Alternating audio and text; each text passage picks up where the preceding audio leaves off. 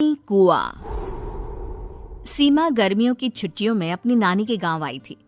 सीमा नानी के घर पहुंचने के बाद अपनी नानी के पैर छूती है और उनसे आशीर्वाद लेती है। तभी उसकी नानी उससे कहती है, इतनी बड़ी हो गई मेरी सीमा, चल जल्दी से हाथ मुंह धो ले, मैं तेरे लिए खाना लगा देती हूँ। भूख लगी होगी ना?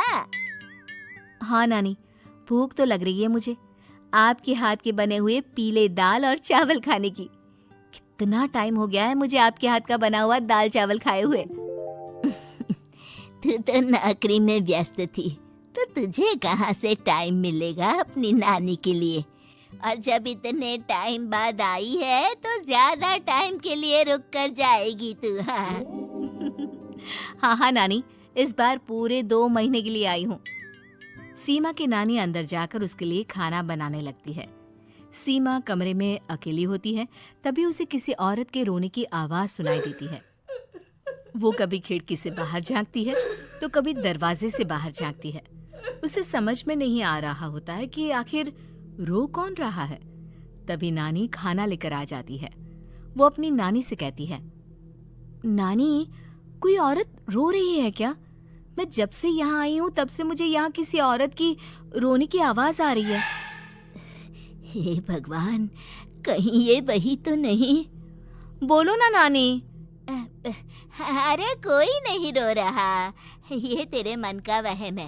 और तू ना अब खाना खा ले, ज्यादा यहाँ वहाँ की बातों में ध्यान मत दिया कर। जल्दी से खाना खा और फिर मेरे साथ आ जा मेरे कमरे में, दोनों बैठकर खूब सारी बातें करेंगे। ऐसे ही अगले दिन सीमा अपनी नानी के साथ गांव के बाजार जा रही होती है। उसी रास्ते में फिर से किसी औरत के रोने की आवाज आती है। वो अपनी नानी से कहती है, अरे नानी, क्या सच में तुम्हें अभी भी किसी औरत की रोने की आवाज नहीं सुनाई दे रही? मुझे किसी औरत की बहुत बुरी तरीके से रोने और चीखने की आवाजें आ रही है। मैं बहुत परेशान हूँ नानी, आखिर ये कौन है? मुझे लगता है कि सीमा को शहर भेज देना चाहिए, यहाँ रहना उसके लिए ठीक नहीं। नानी बोलो ना, आप चुप क्यों हो जाती हो? सीमा, तू घर चल, मुझे तुझसे बहुत जरूरी बात करनी है। नानी सीमा को घर ले आती है और सीमा से कहती है, सीमा, कल सुबह तू शहर वापस चली जाएगी। अरे अचानक? आखिर क्या बात है नानी, आप मुझे ऐसे जाने को क्यों कह रही हो? मैं बस जो कह रही हूँ उस पर ध्यान दे। तू कल सुबह यहाँ से चली जाएगी, और ये बात मैं कोई मजाक में नहीं बोल रही। तू कल जाएगी तो मतलब जाएगी।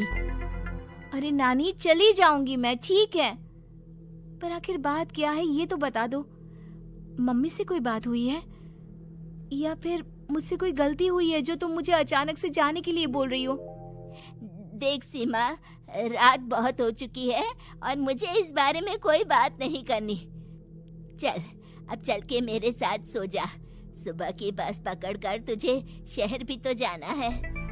सीमा को अपनी नानी का ऐसा व्यवहार देखकर बहुत ही अजीब लगता है। उसे कुछ समझ में नहीं आ रहा होता है कि आखिर उसकी नानी उसे अचानक से गांव छोड़कर जाने के लिए क्यों कह रही है। ये सारी बातें सोचते सोचते सीमा की आंख लग जाती है और वो अपनी नानी के साथ सो जाती है। ऐसे ही आधी रात को सीमा को फिर से किसी औरत की रोने की आवाज सुनाई देती है।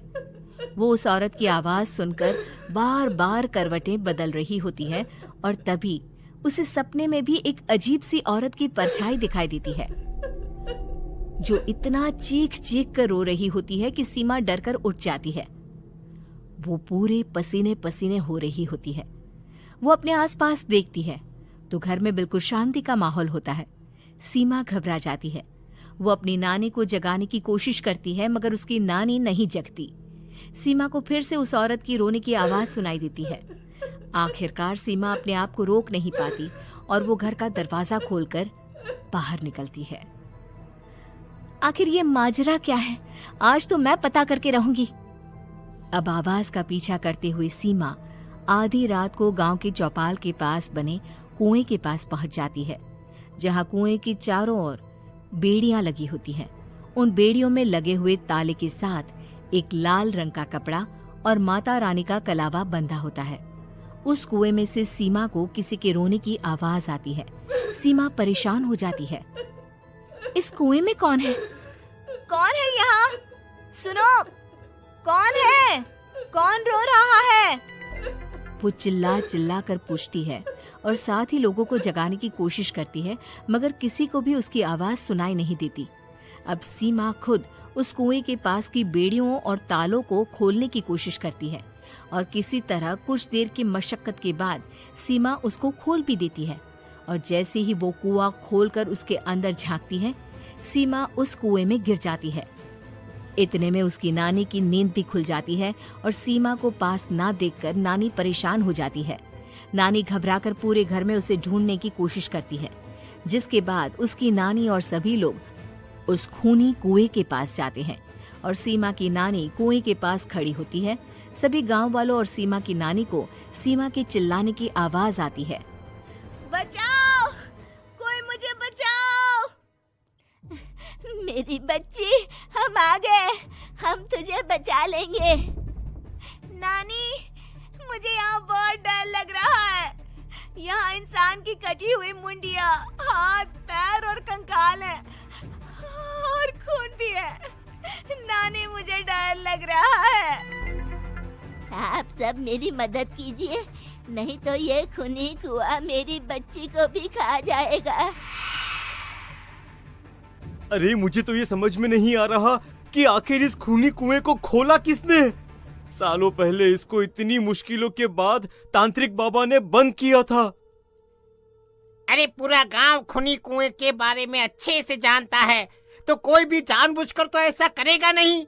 मतलब किसी ने अनजाने में इसे खोल दिया है भैया। सीमा को इस बारे में मालूम नहीं था और जब से वो यहाँ आई थी तभी से उसे किसी औरत के रोने की आवाजें भी सुनाई दे रही थी। कहीं सीमा ने ही तो उसे नहीं खोला। अगर ऐसा है तो फिर सीमा का बचना बहुत मुश्किल है।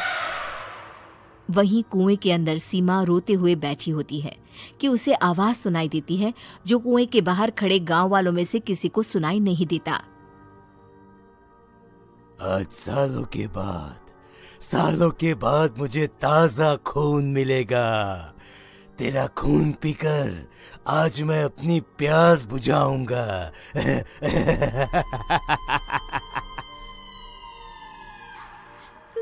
कौन है?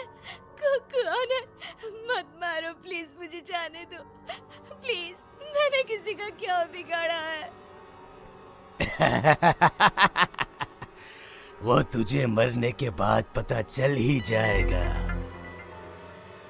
जितने में गांव वाले और सीमा की नानी कुछ सोच पाते, उतने में उन्हें सीमा के चिल्लाने की आवाज आती है और अगले ही पल सब शांत हो जाता है।